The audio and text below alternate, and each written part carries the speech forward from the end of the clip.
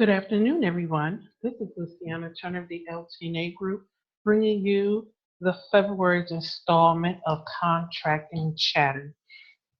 Contracting Chatter is our bi-monthly training webinar, no-cost solution for you to introduce you to some contracting concepts and terms so that you may develop a sustainable government contracting business. My name is Luciana Turner, and I am your government compliance specialist. LT&A Group is a government contracting, training, and consulting firm which helps small businesses develop sustainable businesses in government contracting. What does that mean? That's a long-winded way of saying we help through training and consultation you become a viable and growth-driven government contractor. I, Luciana Turner, have well over 10 years experience in government contracting. I've actually worked direct on contracts, and the majority of my time was spent as a government contracting compliance specialist. I and my coworkers, we were the interface with the government audit agencies who ensured that as contractors, we were meeting the rules and regulations of government contracting. And then as a compliance analyst, it was my job to show the government how, even when we didn't check all the boxes, we were still within the realm of the rules and regulations. And one day, what I've noticed on our audits was that there's a constant failure in one particular area, and even the government auditors noticed that. And it was always with our subcontractors, and it was always with our small business partners. So that's where I saw the need, and LT&A was born, because I knew that the problem was not that our subcontracting partners could not do the job. The problem was they were not properly educated as to the rules and regulations required around compliance in government contracting. So today's training, where are the contracts on the federal level? So what we're going to do is walk through some sources for government contracts. I'm going to walk through 3 sample sites, time allowing us, and then we're going to talk about how to use the information available on each site.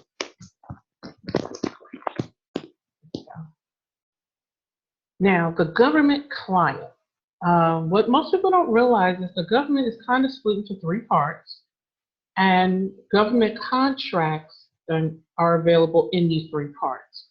And we have what we call DoD or military contracts, which is with the Army, Navy, Air Force, and our military branch. Then we have what they're commonly referred to as civilian agency, which is the Department of Homeland Security, ATF, those agencies. And then you have the legislative branch, that's the Hill, the Senate, Sergeant at Arms. Now, why is this important? Because there are actually 2 sets of rules for doing business with the government. One is FAR, and one is the Armed Services Procurement Rules. There are 2 separate rules and just 2 different ways of doing business with the government. That's something we'll discuss later on in another installment when we talk about government procurement. As I stated earlier, the DoD is our military branch, which, you get anything Pentagon-based or anything that's coming out of the Pentagon would come through DoD agency. Homeland Security, Department of Education offer grants, ATF, which is alcohol, tobacco, and firearms. Those are all considered civilian agencies. GPO, and then legislation is the Senate, House, Capitol Police. U.S. Capitol Police offer contracts where you can work directly with the officers, installing equipment to providing administrative support. There are a lot of opportunities. So Now that I've given our quick summary of what's available out there, let's get started by walking through our various websites.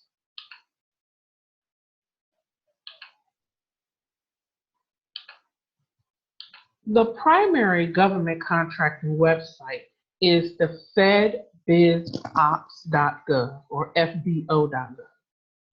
This is the one-stop shopping of government contracts. Most agencies' contracts are available here, and as they even give you a count. There are currently 27,000 active federal opportunities, and they're all listed on FBO. Now, here's the only drawback to relying solely on the FedBizOps website. One, if you're not on here every day actively looking, you can miss out on some opportunities. So it's always behoove you to set up an account.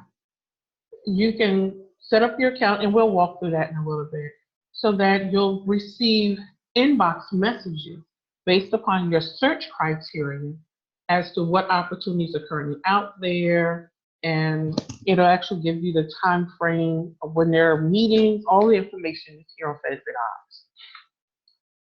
But like I said, you have to stay on top of the opportunities. You have to stay on top of what's coming out.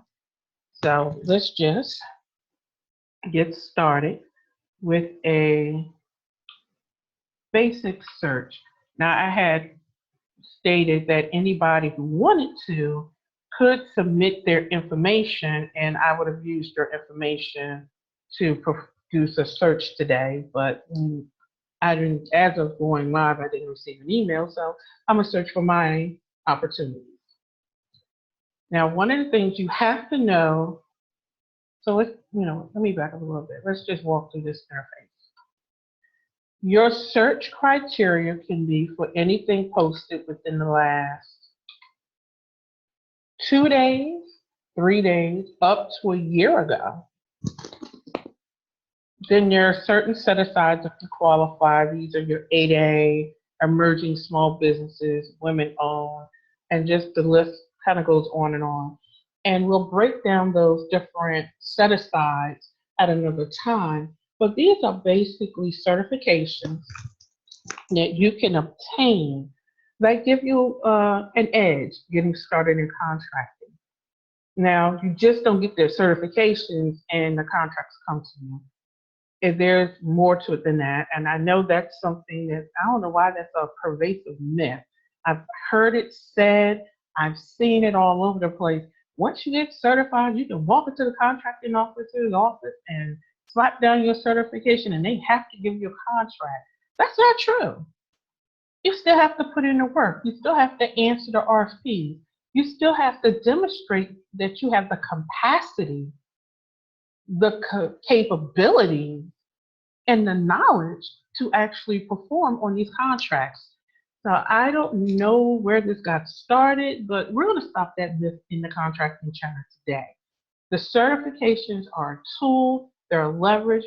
It helps with, there are certain contracts, if you're certified in these particular areas, only those businesses can compete for them, which narrows down your competition considerably. You don't have to worry about going up against your Lockheed Martins and your General Dynamics because they do not meet any of these requirements.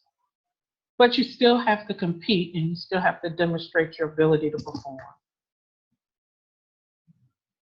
Then you can actually scale down a little further into the states. If you only want to work in your home state, you can do that. If you have a geographic area, you can choose by states here. Then you can choose what type of solicitation are you looking for. Now, once again, FedBizOps is a great research tool. So I have a recording posted in a contracting chatter group and in the LT&A business page where I talk about asking the question. And your question is, are you ready for government contracting? And your answer is either yes or not yet. And if your answer is not yet, you want to do additional research, FedBizOpps is the perfect site to do research. You can go through and look at awarded contracts, and you can notice the trends. What are they awarding contracts on? What are these businesses looking like? It's also a great way for you to identify companies that if you're not sure that you're in a strong position to be a prime or to lead a contract, and you want to come in as a subcontractor, which I recommend, and when at all possible, subcontract. This is a great way to look at what other businesses are operating within the NACE codes or the industries or the specializations that you currently operate in, and then form partnerships with them. So the FBO.gov, a wonderful research tool if your answer to government contracting is not yet. I do not feel knowledgeable enough. I don't know enough. I want to research to see what opportunities are available within my specialization. FBO.gov is a perfect way to do that. You can also search by pre-solicitation, and pre-solicitation is where they're getting ready to there's a contract currently out that's getting ready to end that they're getting ready to put up for recompete. There's a need that they've identified, and they just want to see what is available out there to service that need. That's what pre-solicitations are, and they're a great tool as well. One, they help you to understand the needs of the government agency issuing the solicitation so that you can better research on your end if you need to retain sources, if you need to identify subcontracting partners, if you need to onboard additional staff. Utilizing the pre-solicitation period is a wonderful tool. Then you have the solicitation itself, which is the actual RFP. And then sources sought is another tool that the government uses where they're identifying a need and they're trying to see what available out there in the marketplace to fulfill that need. That's what sources sought is. Modifications, basically when a solicitation hits the street, the government client has up until the day before or 2 days before the proposal is due to make changes. And the changes can come through questions that they receive. The changes can come through as the RFP was on the street, they sat down and they did some analysis and they see that the original request didn't cover everything, they'll issue an amendment. And then we'll go through the rest of it, the rest of this at another time. Keyword solicitation. So if you don't have an idea of what to search for, you haven't identified your NACE codes, which if you have not, you need to, then you can do a keyword search here. You can put in finance, auditing, now training. I warn you, putting in such broad terms will bring you back a huge or massive amount of data that you're going to have to figure some kind of way of going through. But you do have that capability in the FBO web page. And then you can further scroll down and you say, I'm an educator that does my niche training is in working with youth, and I know that my client or my customer is the Department of Education. Well, you can come here to agency and just type in department, and as you see, it starts filling out agriculture, whatever, of education. And it's searching right now. But just look at this. Within Department of Agriculture, there are so many subsets that come up. Even the gross term isn't sufficient. You really need to do some research to pare this down. But you know what? Let's go into Department of Commerce, Minority Business Development Agency. Then I want to look for RFPs posted within the last 7 days. I'm not going to check any of the set asides or anything like that. I will just keep it simple for today. And we're going to search. And while it's searching, I just want to bring up some other information on this page. SAM.gov, we talked about this in our earlier training, is the site that all businesses seeking to do government contracting, you must be registered in SAM.gov. Now, unfortunately, we do have some people who are a little unscrupulous.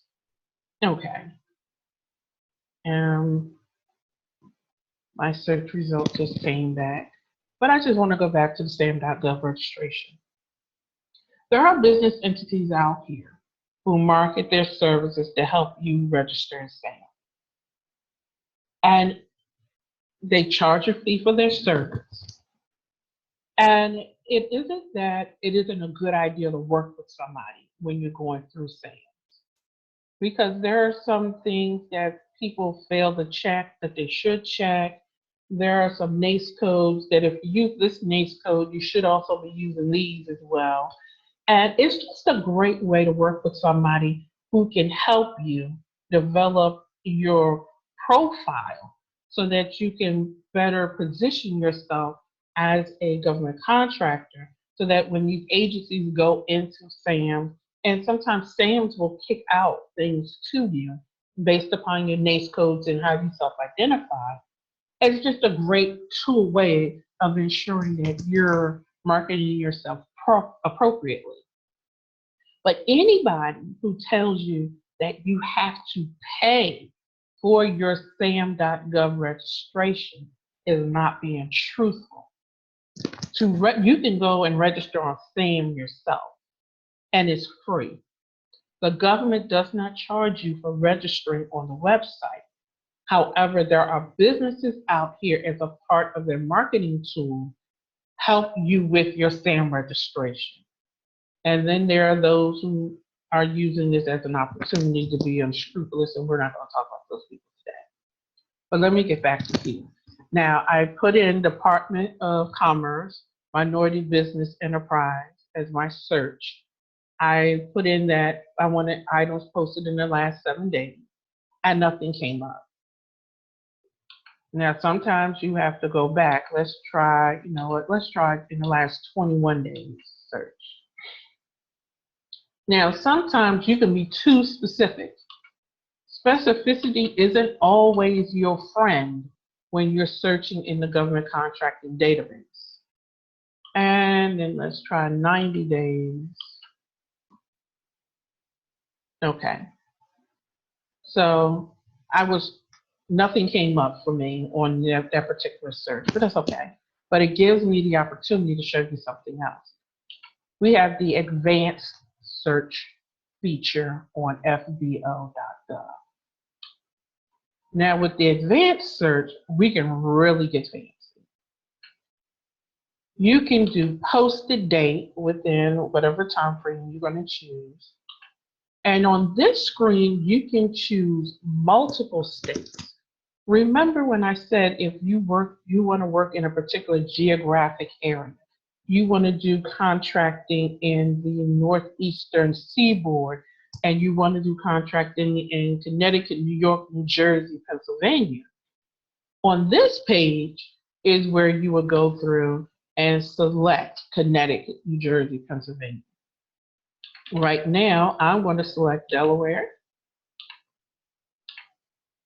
Hold Control just to choose multiple states. District of Columbia. And I apologize for the clicking noise my laptop makes for some reason. Maryland. North Carolina. And then we're going to do Virginia. Those are the states that I'm choosing for my search. However, if you not recommend you searching my zip code, it's too specific unless you just have some sort of knowledge. But it's just too specific. And you're going to drive yourself crazy trying to insert every zip code. However, it is a way to pare down a list once you get the state information back. So you want active documents. Archive is good for, once again, if you're in that research stage and you want to see what type of proposals they have put out in the past, that's when you do an archive search. Now let's go to set aside codes. 8A is a special certification. So if you don't have that certification, and the way you can test if you have it or not is the fact you don't even know what I'm talking about, and you have not received that official documentation from the Small Business Administration, then you do not want to search under 8A because it'll bring back opportunities for you, and you're not going to be able to bid on them because you're not qualified.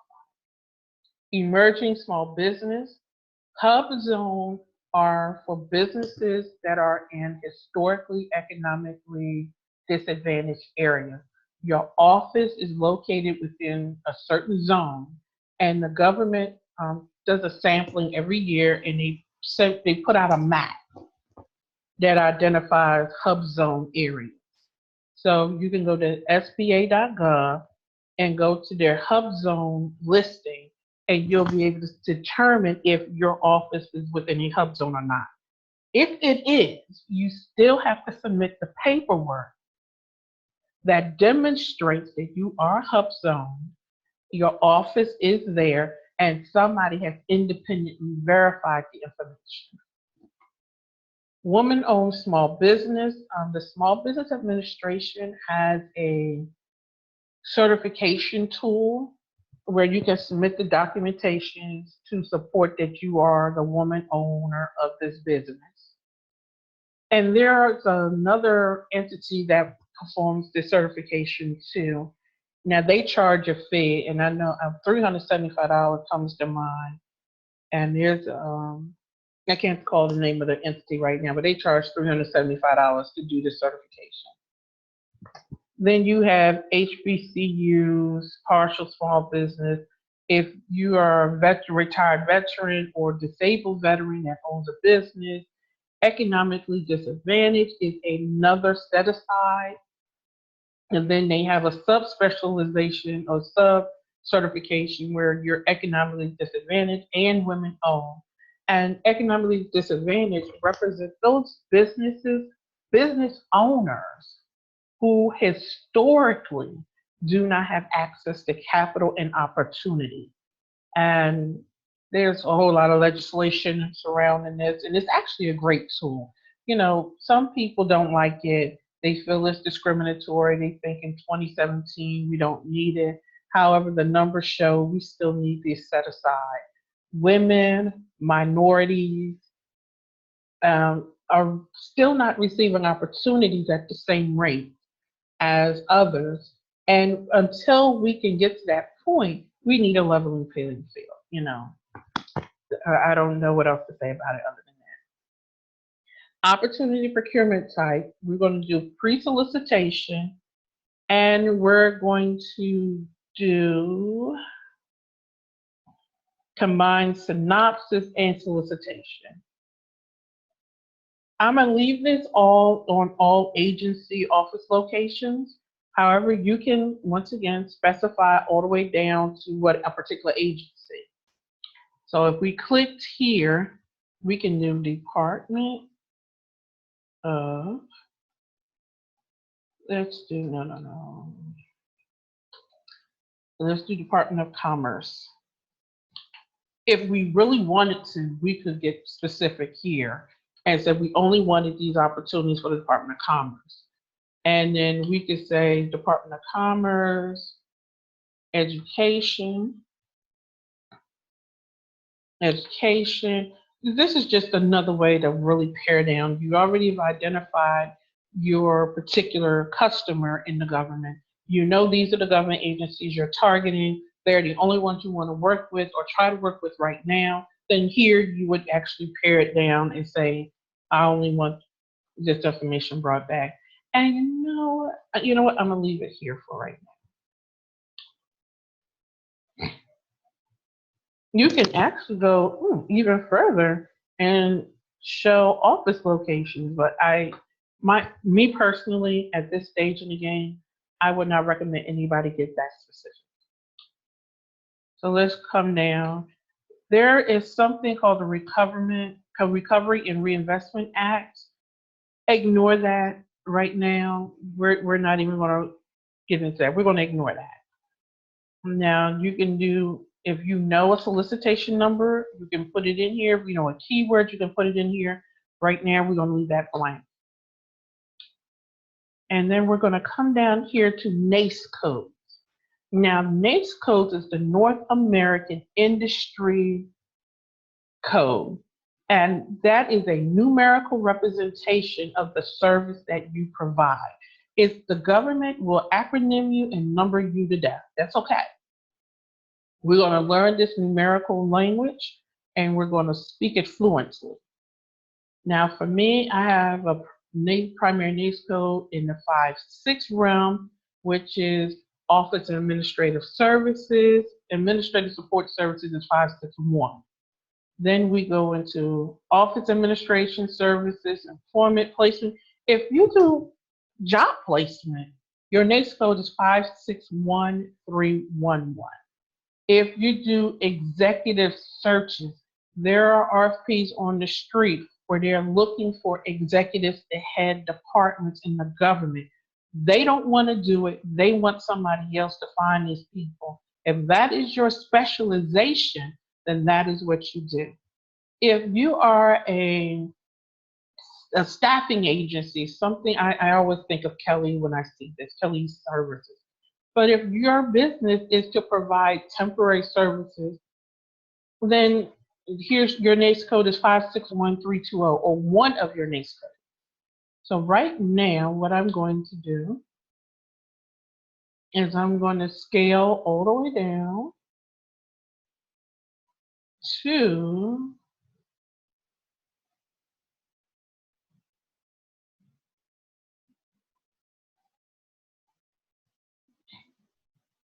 I'll leave it here. And then I have another NAICE code, 541. If you do advertising, 541870 is one of your NAICE codes.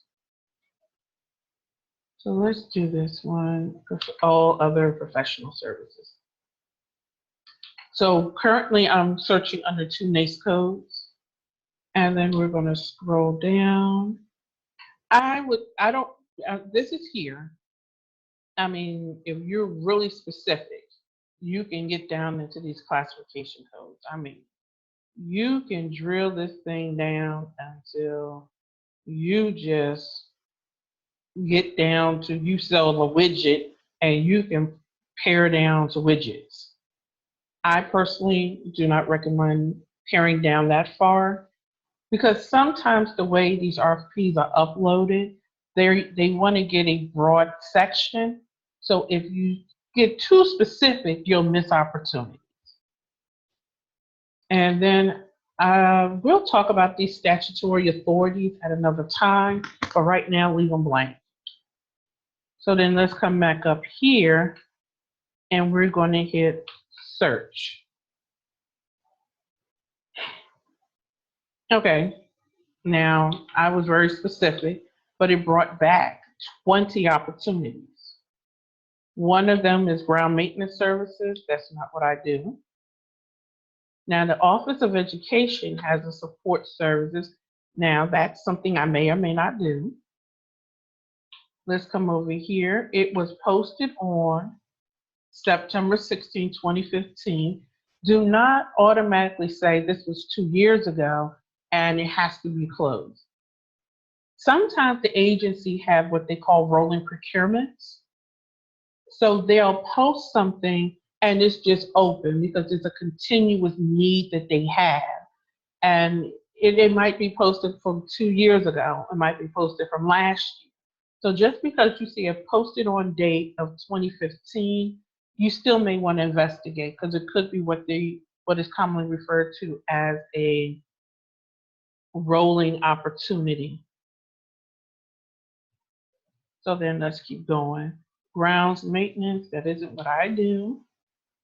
There's data center floor cleaning. Once again, one of the NAICS codes that I inputted, and I use the top level code, which is why I'm getting stuff that doesn't particularly match me.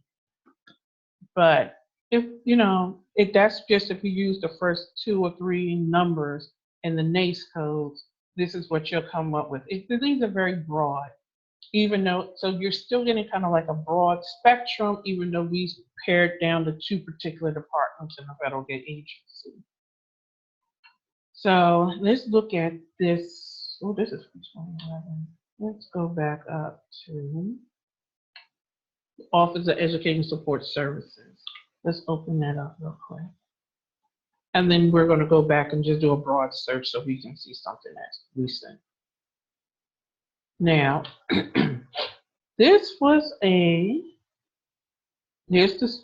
how you read this page. The solicitation number is the RFP or the request for proposal number. Every RFP has a specific identifier, and that is so for reporting reasons when they report to Congress, when they do reporting to their internal management, they can track, we put out this proposal and we've received X number of responses, and then they can pull from SAMS to create the data of X number of businesses responded, and within that response, we have so many small businesses, so many women-owned businesses, so many 8A firms. So that's why all of these things interlock and they go towards that reporting, massive reporting that goes on monthly and quarterly in the federal government. And then at the end of the year, there's mass FY, whatever year it is, reporting.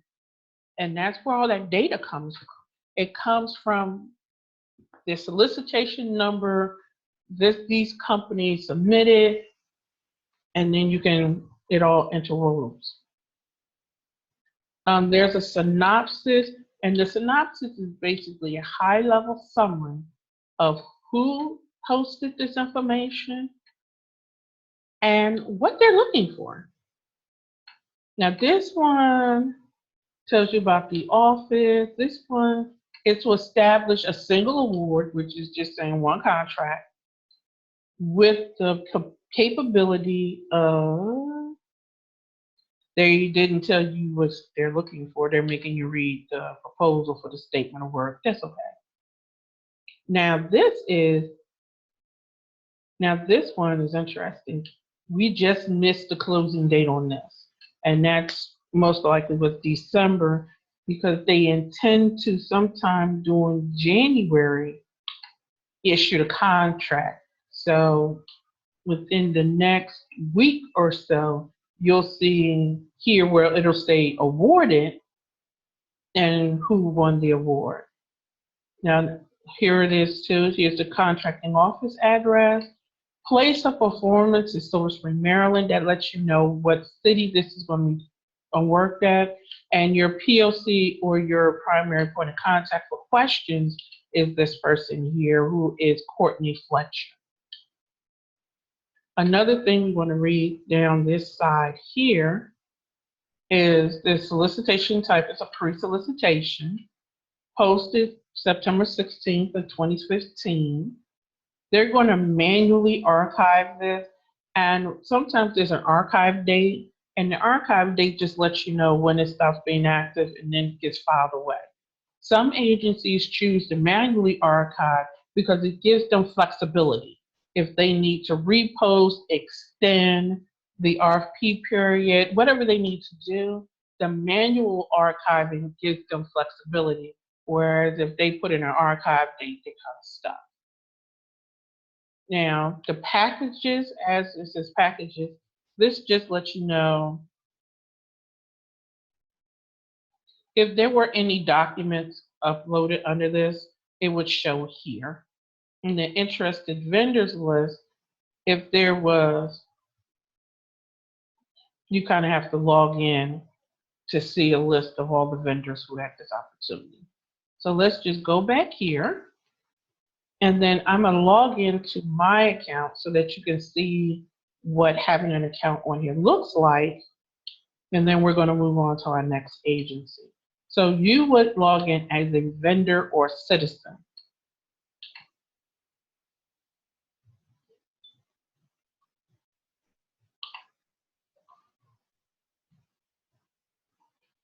And forgive me if I don't get this the first time, because sometimes I forget my passwords. Okay, cool. No, incorrect.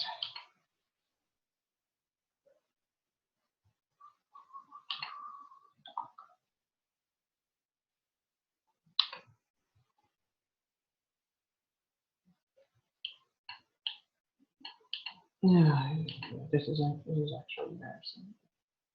We can try this one more time.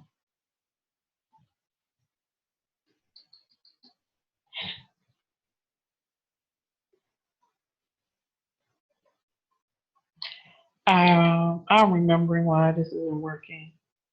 Because they have a funny password requirement, and you know what? Let's do this. Let's do register now.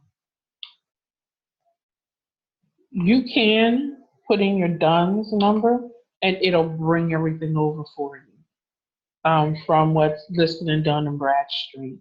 I did post something interesting in the contracting chatter group where GSA is actually seeking to replace the use of the DUNS.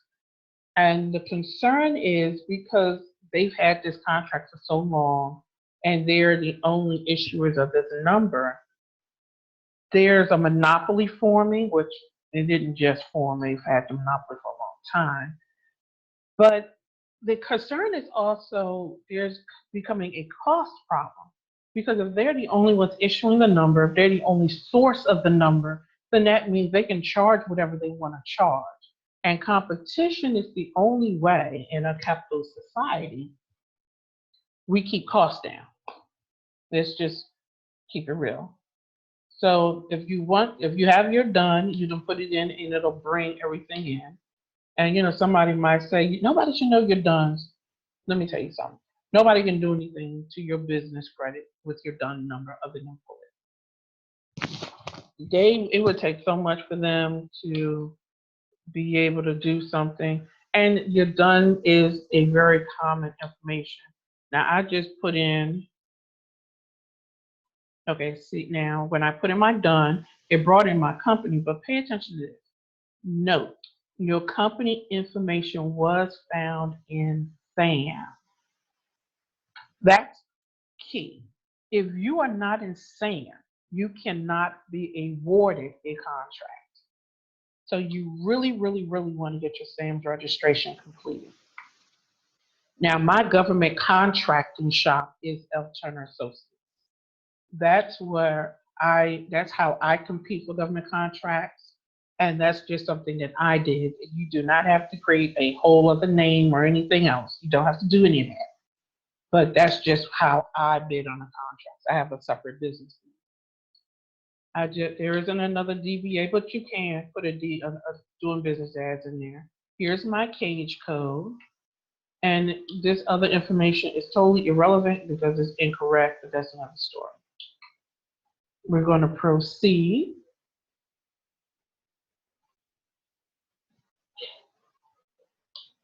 So here we're going to create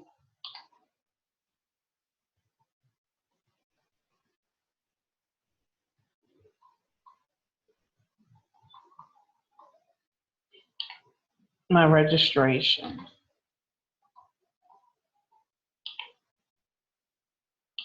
Email address, phone number, and we create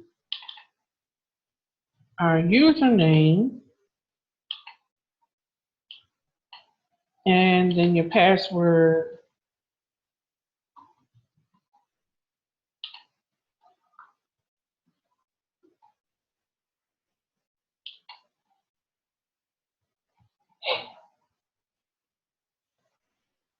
Okay. I'm already registered, but I just wanted to walk through this for you just so you can see it. My business is already registered in FedBiz Ops, so that's why I rejected. But I just walked through the whole process just so that you can see that.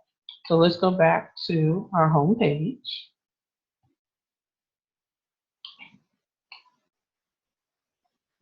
Oops.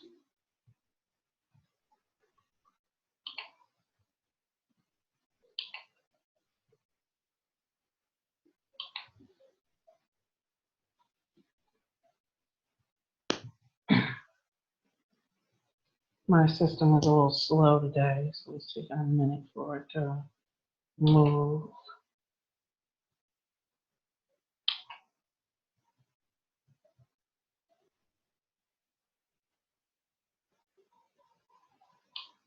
Okay. I don't know what's going on here.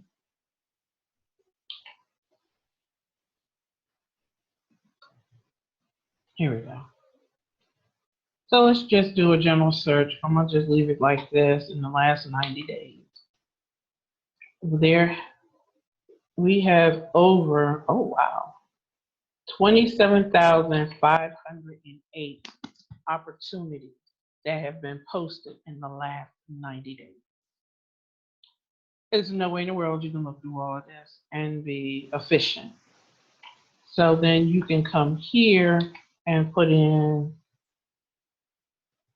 let's put in training.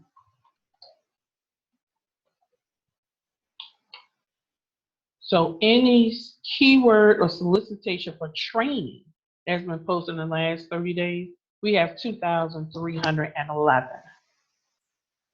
Now, but here's the funny thing. We put in training as a solicitation of keyword, janitorial services. Here's training center wilderness trips. Let's open this up. And now here, now look at this. They actually have a listing of the changes that have occurred on this. The pre-solicitation was posted on December 9th, 2016 at 4:07. They made a change on December 13th. This list isn't telling you what the changes were, but that's okay because it's detailed here. And then they made a couple other changes. Now, if you come to the middle, you have the synopsis. So here is a 3-day wilderness trip during the annual training event in late June. You're going to be horseback riding, backpacking, drop camping, llamas, river rafting, all kinds of mess. So on December 13th, they posted a letter to interesting parties. The January 3rd, they was letting people know that the solicitation was still in the process of being prepared. It would be uploaded soon. And they do this because if, let's say you had stumbled across this in December, apparently in the pre-solicitation, they wanted people to submit letters of interest. Well, here's where the interested vendors list coming in. Now, if we were logged in, we would be able to see every company who said that they were interested, who said they were interested in this opportunity. And that is good information for a variety of reasons. Okay, we're going to just ignore that for right now because I'm kind of embarrassed. I can't remember my password. But this interested vendors list in forming and creating that login, because if you don't want to be the prime, you don't want to be responsible for putting it all together, but you offer a service that you want to participate on this contract, then you know who to contact. You can directly contact one or more of these companies to say, I saw this on FedBiz Ops. I'm not going to bid as a prime, but I would like to be considered as a sub to your company on this opportunity. It's a great way to meet new people and form new resources. So that's FedBiz Ops in a nutshell. So then let's jump over here to Homeland Security. Homeland Security covers a gambit of things related to the quote homeland. This department came into existence not too long ago, quite frankly. And it kind of took some services from other agencies and kind of paired it to one particular group. But so the whole TSA is under Homeland Security, violent extremism. There's for home, I call them for domestic terrorists or for those individuals who, for whatever reason, feel the need to shoot up the whole country. I just don't know why. They're kind of paired under here. Now, Homeland Security partners with FBI and they do some partnership with the ATF, but they do have their own little website. And on this page, you just have something of what they're highlighting right now. You can learn about this agency and what they do. There's the National Terrorism Advisory System. A lot of people have forgotten about that little system they have, or we are you adding code red or code yellow. A lot of people have forgotten about that, but there's some really great information on this site concerning, the different advisories. If there's an imminent alert, what does all this stuff mean? We see this stuff scroll across our TV screen and we really don't effectively understand it. So we cannot effectively use it as a citizen or as a business owner. So that's just some interesting things. And then just see there's $4.4 million in Homeland Security assistance to support local communities. There's screenings of passengers. They've screened 2 million passengers, 1 million pieces of luggage. There's just a multiple of things that they do on a regular basis. So if you have a armed guards business, you may be able to get a contract with Homeland Security through TSA. Because these TSA agents are really, a lot of them are contractors where the government or Homeland Security has contracted with different companies to provide the agents at the screening checkpoint, the equipment. If you have a better way of doing these, utilizing these tools, then hey, you've got a better screening machine. Talk to Homeland Security, talk to TSA. But then, let's jump over to what we're here, and then I want to share some information with you. In doing business with DHS, they have some great information here on getting started with them, how to get started and find opportunities. There are some contacts for you. Now there is a way to contact government people. The typical spam email thing is not what you want to do. It is not what it's just not a good look. You need a strategy and you need something that's going to get you in the door. And then once you get in the door to have the conversations, and then you need to know how to utilize the information from those conversations. But they have business initiatives, they have financial assistance and grants and things. Every government agency has a small business liaisons person. And I went to a contracting meeting, and one of the biggest things they say that the reason they have a hard time selling their contracting officers on rewarding more contracts to small businesses is that these officers have a fear of giving this contract to a small company and they can't produce because then they have to start the process all over again. It's a headache to fire a contractor, and they will do it, but it's a headache. And then here's some training requirements that they have to do business with them. And that's something else you need to be aware of. What are their requirements for training and knowledge before you can even obtain a contract with them. I'm looking at the IT security awareness training, launching new cyber wellness that's required. Personnel security policy, there's their handbook. There's just so much information that you just have to kind of like go through it and see what's available to them. But then we're going to jump over here to contract opportunities real quick. And here's a forecast. Now, I really want to focus in on this. Now, keep in mind, this forecast is only for actions greater than $150,000. Keep that in mind. Agencies are only required to list on FBO and everything if the purchasing threshold is over a certain amount. And I believe the threshold on the federal level is $50,000. I'm not sure. I would have to check. But keep this in mind. That means there are procurements under $50,000 out there. Find out where these are listed. Go on these sites. Find out where they're listed. How do you get on the list for these quick procurements? And then that's just a way for you to get business, to build a rapport with the agency, to show that you have the capabilities, and just to show that you've done this before.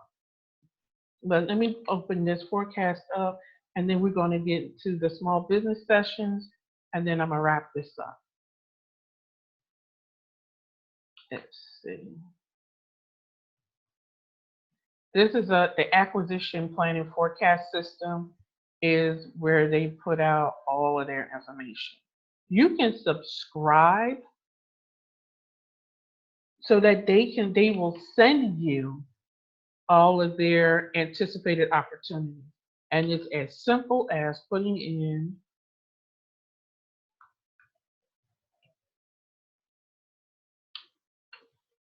your email address. Once you confirm, they will actually email you upcoming opportunities. And I'm here to tell you, I get emails all the time.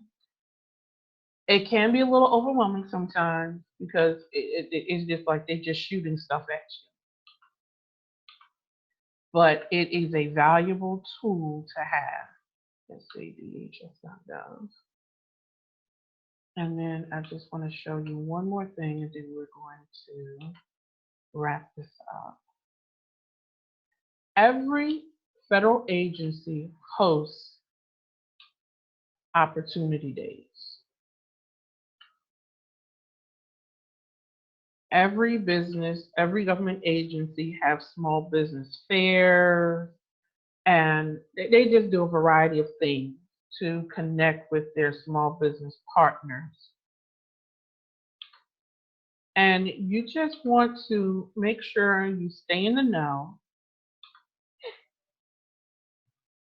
Okay, I can't bring it back up. So what I'm gonna do is come back here to FedBiz Ops because it's actually listed on FedBiz Ops as well. You'll have a list of their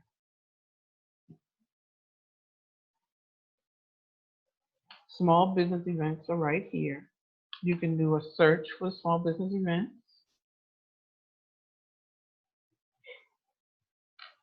And while that's thinking, let me go back.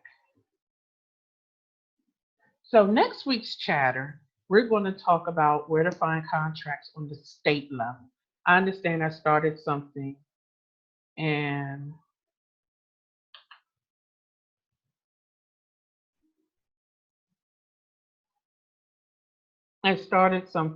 then I kind of switched.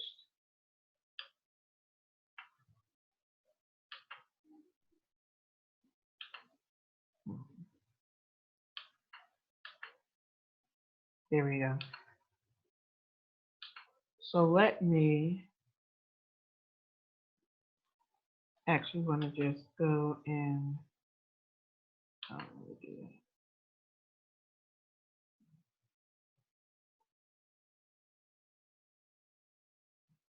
Okay, whatever. So what's going on is I'm not technology savvy at this particular moment in time. I just messed my screen up. I apologize. But either way, so we're back here. Here's a list of the small February 14th today. Ooh. The Society of American Military Engineers had a small business expo today. So once again, this information is out there. Please take advantage of it. Please do your research and just, you know, take advantage of everything out there. Earlier, I did excuse me, once again, technology is great when you know how to use it.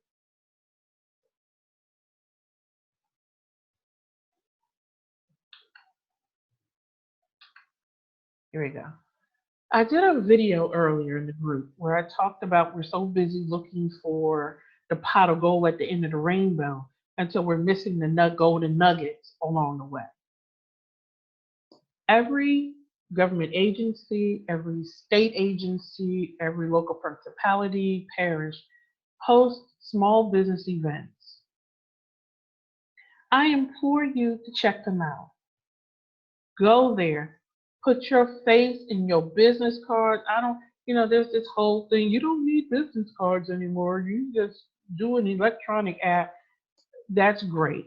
But let me tell you, there are some people, if you don't have a business card, they don't want your electronic card. They don't want their mailbox full of another email. They don't want to be on another list. It's just the truth. So I implore you, pick up these golden nuggets that are laid out along the way for you and take full advantage of them. Take advantage of every industry day event, every small business networking with the government event. American Express hosts a great one every year in July, I believe it is, in Washington, D.C. Buy a plane ticket, buy a Greyhound ticket, buy an Amtrak ticket, buy a ticket and get there. Get in the room with the decision makers. Talk to them so that when your proposal hit their desk, they get a proposal and they can remember, yes, I met them. Yes, I've talked to them. Become more than a piece of paper that hits their desk, become a face with the name that goes with the proposal. Please, please, please take advantage of all of the golden nuggets on the way to the pot of gold. So, LT&A Group is now offering a 10-week training, and it's called Sustainable Contracting Solutions. Within this 10 weeks, we're going to register you and Sam. We're going to identify your NACE codes. We're going to create your capability statement, excuse me. We're going to talk about the rules of procurement. We're going to talk about the strategy of how to meet with and to engage your prospective government customer. Now, in addition to the 10-week group training, there will be 3 individual strategy sessions. So you're going to do an assessment, then we're going to meet one-on-one and we're going to come up with a strategy, a whatever you need to get started. And then about midway, we're going to meet again to fine tune the strategy, to answer questions, whatever. And then at the end, we're going to do an outtake of, okay, now let's put all these pieces together. Then, and once the 10-week training is over, you will receive 6 weeks of email support from me, and 6 additional weeks of email support. You will also receive a discount to my LT&A Contractors Conference that's being held September 5th, 6th, and 7th in Charlotte, North Carolina. Now, this Contractors Conference, we're going to go into rates. We're going to go into what it takes to develop a 7-figure government contracting shop. We're going to talk about the strategies and business development tools that you will need to grow to and be successful. I have one of my speakers. She is dynamic. She's actually part owner of a very successful, excuse me, multi-million dollar government contracting company, and she's going to share with you what it really takes to get one of those contracts. So I implore you, if you want to know more about this opportunity, I'm holding an information session on February 23rd at 7 p.m. Eastern Standard Time. You can register by going to bit.ly/SCS training. Now, this is for you to ask your questions. Now, the investment in this 10-week program, well, technically a 16-week program when you add on the 6-week support, is $9.95. So I implore you, think about it, join the information session, come with your questions, and just we'll go forward from there. So on our next time, we're going to be talking about where the contracts on the state level. The next chatter will be on February 28th at 1 p.m. Eastern Standard Time. And we're going to walk through some of the state contracting websites. And now, if you have any questions, you can email them to me at contractingchatter@LT&A or you can go on contractingchatter.com and you can view our previous episodes, send an email there to submit your questions or to schedule a time where you want to have like a 20-minute call where you have one specific question and I can answer that question.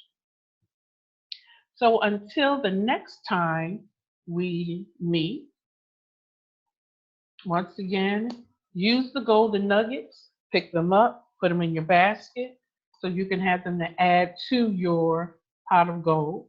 This is Luciana Turner of the LT&A Group signing off, saying be strategic and build a sustainable business.